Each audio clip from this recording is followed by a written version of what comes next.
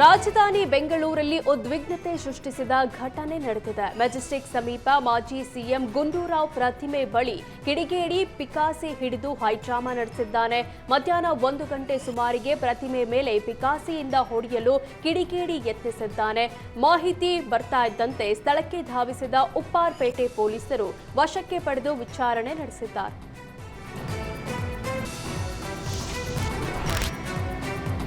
ಹರಿಹರ ಪಂಚಮಸಾಲಿ ಪೀಠದಲ್ಲಿ ಭಾರೀ ಹೈಡ್ರಾಮಾ ನಡೆದಿದೆ. ಲೆಕ್ಕ ಕೊಡಿ ಅಭಿಯಾನ ತೀವ್ರಗೊಂಡ ಬೆನ್ನಲ್ಲೇ ವಚನಾನಂದ ಶ್ರೀಗಳನ್ನ ಪೀಠದಿಂದ ಉಚ್ಚಾಟನೆ ಮಾಡಲಾಗಿದೆ.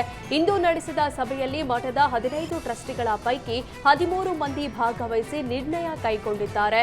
ಟ್ರಸ್ಟ್ನ ಈ ನಿರ್ಧಾರ ಖಂಡಿಸಿರುವ ಮಠದ ಕೆಲ ಭಕ್ತರು ಆಕ್ರೋಶ ವ್ಯಕ್ತಪಡಿಸಿದ್ದಾರೆ. ಈ ಬಗ್ಗೆ ವಚನಾನಂದ ಸ್ವಾಮೀಜಿ ಪ್ರತಿಕ್ರಿಯೆ ನೀಡಿದ್ದು, ಭಕ್ತರು ಹಾಗೂ ದೇವರ ನಿರ್ಧಾರಕ್ಕೆ ಬಿಟ್ಟಿದ್ದೇನೆ ಅಂತ ಹೇಳಿದರು.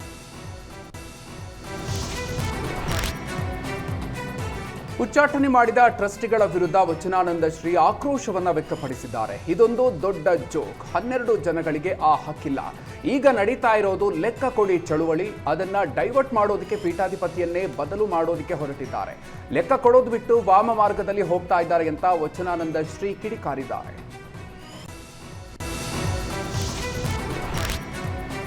ಪೊಲೀಸರ ಜೊತೆ ವಚನಾನಂದ ಸ್ವಾಮೀಜಿ ಮಾತಿನ ಚಕಮಕಿ ನಡೆಸಿದ್ದಾರೆ. ಉಚ್ಚಾಟನೆ ನಿರ್ಧಾರ ಬಳಿಕ ಗೇಟ್ ಬಳಿ ಬಂದಿದ್ದ ಸ್ವಾಮೀಜಿ ಭಕ್ತರನ್ನ ಒಳ ಬಿಡಲು ಸೂಚಿಸಿದ್ದಾರೆ. ಇದಕ್ಕೆ ಅವಕಾಶ ನೀಡಿದ ಪೊಲೀಸರ ವಿರುದ್ಧ ಮಾತಿನ ಚಕಮಕಿ ನಡೆದಿದೆ. ಗೇಟ್ ತಳ್ಳಾಟದ ವೇಳೆ ವಚನಾನಂದ ಸ್ವಾಮೀಜಿ ಗಾಯಗೊಂಡಿರುವ ಘಟನೆಯೂ ನಡೆದಿದೆ.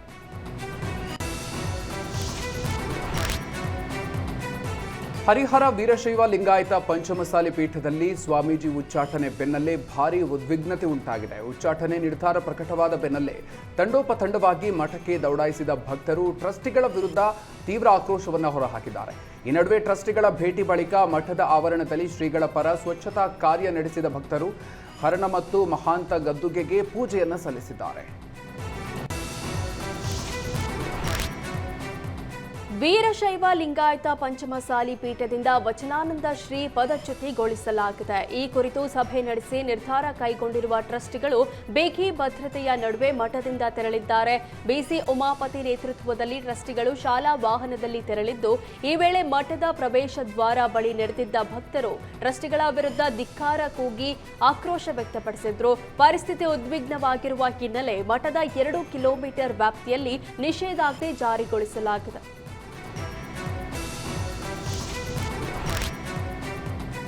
ಕೊಪ್ಪಳದ ಲವ್ ಜಿಹಾದ್ ಕೇಸ್ನಲ್ಲಿ ಆಘಾತಕಾರಿ ಸುದ್ದಿ ಹೊರಬಿದ್ದಿದೆ. ಆರೋಪಿ ಮುಸ್ತಫಾ ಮೊಬೈಲ್ನಲ್ಲಿ ಬರೋಬ್ಬರಿ 9,700 ವಿಡಿಯೋಗಳು, 7,000 ಫೋಟೋ ಪತ್ತೆಯಾಗಿದೆ. 16ಕ್ಕೂ ಹೆಚ್ಚು ಹಿಂದೂ ಯುವತಿಯರ ಜೊತೆಗಿನ ಅಶ್ಲೀಲ ಫೋಟೋಗಳು ಮುಸ್ತಫಾ ಮೊಬೈಲ್ನಲ್ಲಿದೆ. ಮಾದಕ ವಸ್ತುಗಳ ಸೇವನೆ, ಮಾರಾಟ, ಬುಕ್ಕಿಂಗ್ ಸೇರಿ ಹಲವು ಅನೈತಿಕ ಚಟುವಟಿಕೆಗಳಲ್ಲಿ ಭಾಗಿಯಾಗಿರುವ ಮುಸ್ತಫಾ ವಿರುದ್ಧ ಕ್ರಮಕ್ಕೆ ಆಗ್ರಹಿಸಿ ಹಿಂದೂ ಸಂಘಟನೆಯ ಕಾರ್ಯಕರ್ತರು ದೂರು ಕೊಟ್ಟಿದ್ದಾರೆ. ಜಯ ಮೃತ್ಯುಂಜಯ ಸ್ವಾಮೀಜಿ ವಿರುದ್ಧದ ಕೇಸ್ಗೆ ಬಿಗ್ ಟ್ವಿಸ್ಟ್ ಸಿಕ್ಕಿದೆ. ಈ ಕೇಸ್ ಸಂಬಂಧ ಸಂತ್ರಸ್ತ ಮಹಿಳೆ ವಿಡಿಯೋವೊಂದನ್ನ ಹಂಚಿಕೊಂಡಿದ್ದಾರೆ. ನಾನು ಶ್ರೀಗಳ ವಿರುದ್ಧ ದೂರು ಕೊಟ್ಟಿಲ್ಲ.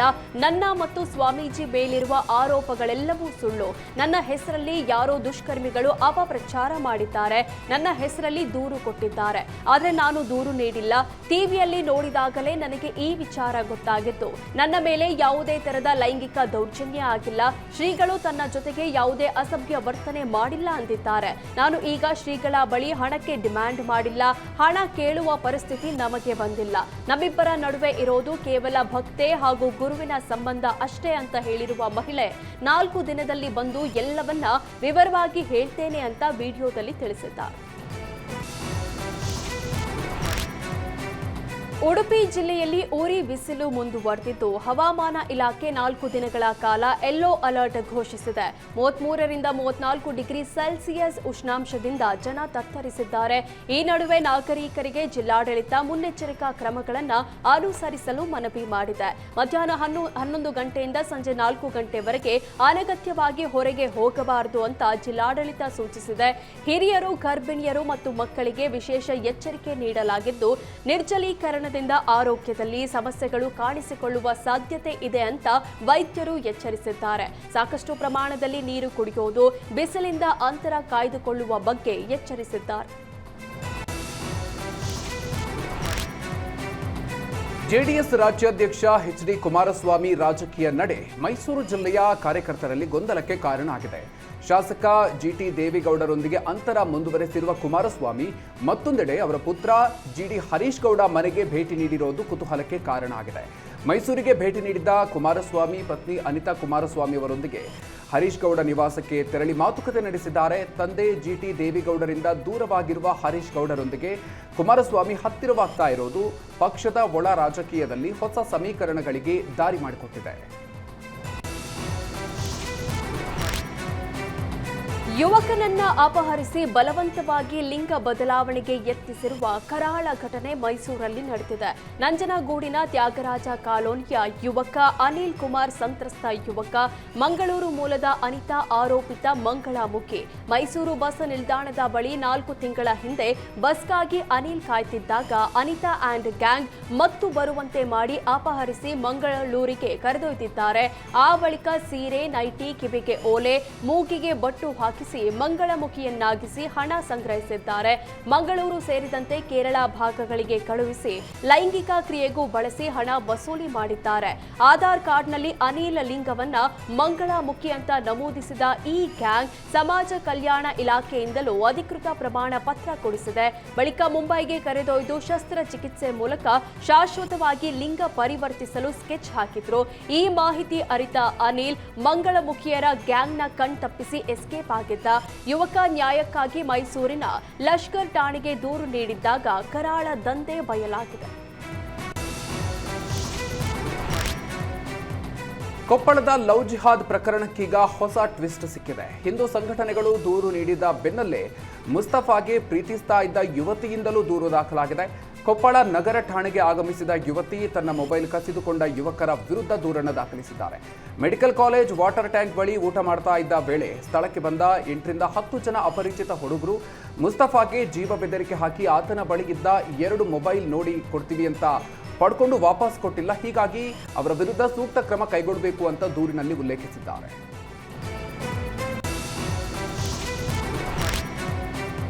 ರಾಯಚೂರಿನಲ್ಲಿ ಬಿಜೆಪಿ ಕಾಂಗ್ರೆಸ್ ನಾಯಕರ ನಡುವಿನ ವಾಗ್ಯುದ್ಧ ತಾರಕಕ್ಕೇರಿದೆ. ಮಲ್ಲಿಕಾರ್ಜುನ ಖರ್ಗೆ ಆರ್ಎಸ್ಎಸ್ ವಿರುದ್ಧ ನೀಡಿದ ಹೇಳಿಕೆ ಖಂಡಿಸಿ ಬಿಜೆಪಿ ಕಾರ್ಯಕರ್ತರು ಪ್ರತಿಭಟನೆ ನಡೆಸಿದ್ದಾರೆ. ಬಿಜೆಪಿ ಶಾಸಕ ಶಿವರಾಜ್ ಪಾಟೀಲ್ ನೇತೃತ್ವದಲ್ಲಿ ಪ್ರತಿಭಟನೆ ನಡೆಸಿದ ಬಿಜೆಪಿ ಜಿಲ್ಲಾ ಘಟಕ ನಂತರ ಎಸ್ಪಿಗೆ ದೂರು ಸಲ್ಲಿಸಿದೆ.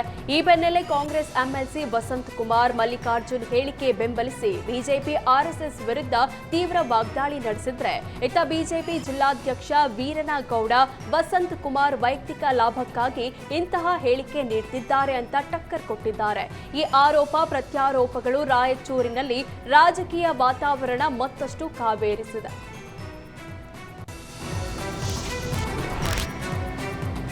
ಉಪಸಮರ ಮುಗಿತಾ ಇದ್ದಂತೆ ದಾವಣಗೆರೆ ಬಿಜೆಪಿಯಲ್ಲಿ ಬಣ ರಾಜಕಾರಣ ಮತ್ತೆ ತಲೆದೂರುವ ಲಕ್ಷಣಗಳು ಗೋಚರಿಸ್ತಾ ಇದೆ. 2028ರ ವಿಧಾನಸಭಾ ಚುನಾವಣೆ ಗಮನದಲ್ಲಿಟ್ಟುಕೊಂಡು ಈಗಿನಿಂದಲೇ ಕ್ಷೇತ್ರಗಳ ಮೇಲೆ ನಾಯಕರು ಕಣ್ಣಿಟ್ಟಿದ್ದಾರೆ. ಬಿಜೆಪಿ ನಾಯಕ ವಿನಯ್ ಕುಮಾರ್ ದಾವಣಗೆರೆ ಉತ್ತರ ಅಥವಾ ಹೊನ್ನಾಳಿ ಕ್ಷೇತ್ರದಿಂದ ಸ್ಪರ್ಧಿಸುವ ಆಸಕ್ತಿಯನ್ನು ವ್ಯಕ್ತಪಡಿಸಿದ್ದಾರೆ. ಟಿಕೆಟ್ ಸಿಗದಿದ್ರೂ ಕ್ಷೇತ್ರದ ಮೇಲೆ ಗಮನ ಹರಿಸ್ತೀನಿ ಅಂತ ವಿನಯ್ ಕುಮಾರ್ ನೀಡಿರುವ ಹೇಳಿಕೆ ರಾಜಕೀಯ ವಲಯದಲ್ಲಿ ಚರ್ಚೆಗೆ ಗ್ರಾಸಾಗಿದೆ.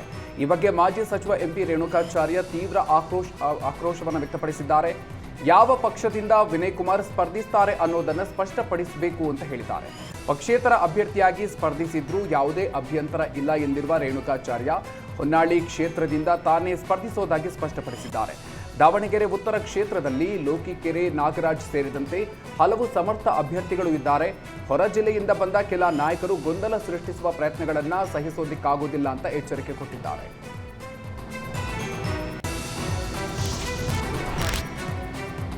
8 ವರ್ಷದ ಹಿಂದೆ ಮದುವೆಯಾಗಿದ್ದ ಮಹಿಳೆ ಗಂಡನನ್ನ ಬಿಟ್ಟು ರಾತ್ರೋರಾತ್ರಿ ಲವರ್ ಜೊತೆ ಪರಾರಿಯಾಗಿರೋ ಘಟನೆ ಹಾಸನ ಗೆರೂರು ಪೊಲೀಸ್ ಠಾಣಾ ವ್ಯಾಪ್ತಿಯಲ್ಲಿ ನಡೆದಿದೆ. ಕಾರಿನಲ್ಲಿ ಬಾಯ್ ಫ್ರೆಂಡ್ ಕೈಯಲ್ಲಿ ತಾಳಿ ಕಟ್ಟಿಸಿಕೊಂಡಿದ್ದಾಳೆ.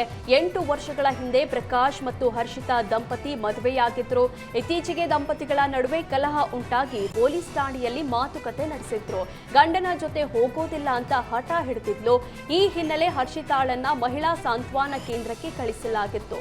ಆದರೆ ನಂತರ ಹೊರಬರುವ ಸಲುವಾಗಿ ತನ್ನಿಂದ ತಪ್ಪಾಗಿದೆ ಅಂತ ಗಂಡನಿಗೆ ಫೋನ್ ಮಾಡಿ ಮನೆಗೆ ವಾಪಸ್ಸಾಗಿದ್ಲು. ಆದರೆ ರಾತ್ರೋರಾತ್ರಿ ಗಂಡನ ಬಿಟ್ಟು ಓಡಿ ಹೋದ ಹರ್ಷಿತಾ ಕಾರಿನಲ್ಲೇ ತಾಳಿ ಕಟ್ಟಿಸಿಕೊಂಡು ಮದುವೆಯಾಗಿದ್ದಾಳೆ.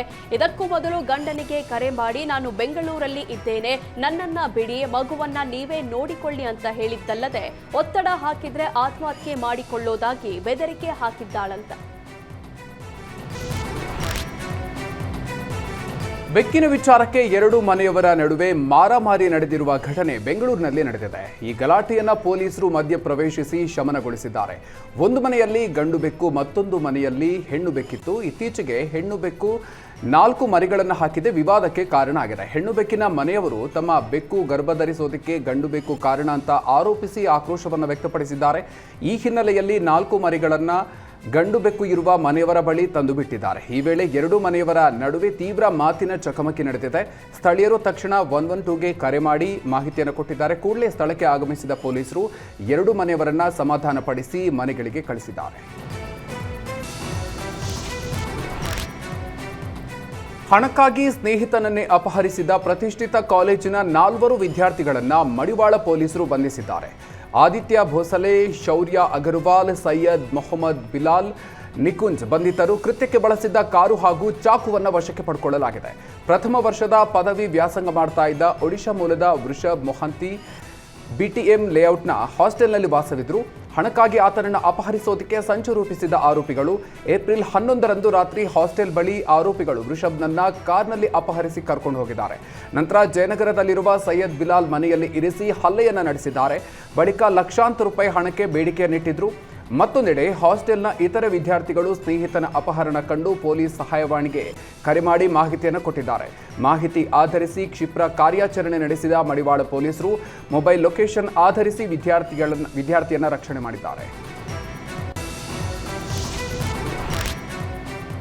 ಕಮರ್ಷಿಯಲ್ ಎಲ್ಪಿಜಿ ಗ್ಯಾಸ್ ಕೊರತೆ, ಸರಬರಾಜು ಅಸ್ಥಿರತೆಯಿಂದ ತತ್ತರಿಸಿರುವ ಹೋಟೆಲ್ ಮಾಲೀಕರು ಇದೀಗ ಪರ್ಯಾಯ ಇಂಧನದತ್ತ ಮುಖ ಮಾಡಿದ್ದಾರೆ. ಈ ಹಿನ್ನೆಲೆ ಬೆಂಗಳೂರಿನ ಹೋಟೆಲ್ ಮಾಲೀಕರ ಸಂಘವು ಬಯೋಗ್ಯಾಸ್ ಉತ್ಪಾದನೆಗೆ ಮಹತ್ವದ ಯೋಜನೆ ರೂಪಿಸಿದೆ. ಈ ಬಗ್ಗೆ ಮಾತನಾಡಿರುವ ಬೆಂಗಳೂರು ಹೋಟೆಲ್ ಮಾಲೀಕರ ಸಂಘದ ಅಧ್ಯಕ್ಷ ಪಿಸಿ ರಾವ್, ಹೋಟೆಲ್ ತ್ಯಾಜ್ಯ, ಉಳಿದ ಆಹಾರ ಪದಾರ್ಥಗಳಿಂದಲೇ ಬಯೋಗ್ಯಾಸ್ ಉತ್ಪಾದನೆ ಮಾಡುವ ಯೋಜನೆಗೆ ಚಾಲನೆ ನೀಡಲಾಗುವುದು ಅಂತ ತಿಳಿಸಿದ್ರು. ಜಿಬಿಎ ಸಹಯೋಗದೊಂದಿಗೆ ಈ ಯೋಜನೆ ಜಾರಿಗೆ ತರಲಾಗುತ್ತಿದ್ದು ಮುಂದಿನ 6 ತಿಂಗಳಲ್ಲಿ ಬಯೋಗ್ಯಾಸ್ ಘಟಕಗಳು ಕಾರ್ಯಾರಂಭ ಮಾಡುವ ಗುರಿ ಹೊಂದಿರುವುದಾಗಿ ತಿಳಿಸಿದ್ದಾರೆ. ಇದರಿಂದ ಎಲ್ಪಿಜಿ ಮೇಲಿನ ಅವಲಂಬನೆ ಕಡಿಮೆ ಆಗೋದರ ಜೊತೆಗೆ ಪರಿಸರ ಸ್ನೇಹಿ ಇಂಧನ ಬಳಕೆಗೂ ಉತ್ತೇಜನ ಸಿಗಲಿದೆ.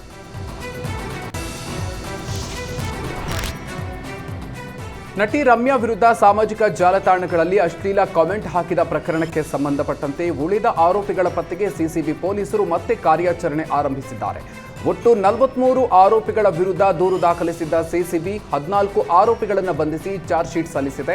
ಉಳಿದ 29 ಆರೋಪಿಗಳು ನಾಪತ್ತೆಯಾಗಿರುವ ಹಿನ್ನೆಲೆಯಲ್ಲಿ ಅಬ್ಸ್ಕಾಂಡಿಂಗ್ ಚಾರ್ಜ್ ಶೀಟ್ನಲ್ಲಿ ಸಲ್ಲಿಸಲಾಗಿದೆ. ಉಳಿದ ಆರೋಪಿಗಳ ವಿಚಾರಣೆಗೆ ಹಾಜರಾಗದ ಕಾರಣ ಪತ್ತೆ ಹಚ್ಚುವಂತೆ ನ್ಯಾಯಾಲಯ ಸೂಚನೆ ನೀಡಿದೆ. ಈ ಹಿನ್ನೆಲೆಯಲ್ಲಿ ಸಿಸಿಬಿ ಪೊಲೀಸರು ನಾಪತ್ತೆಯಾದ 29 ಆರೋಪಿಗಳ ಪತ್ತೆಗೆ ವಿಶೇಷ ತಂಡ ರಚಿಸಿ ಕಾರ್ಯಾಚರಣೆಯನ್ನು ಮುಂದುವರೆಸಿದ್ದಾರೆ.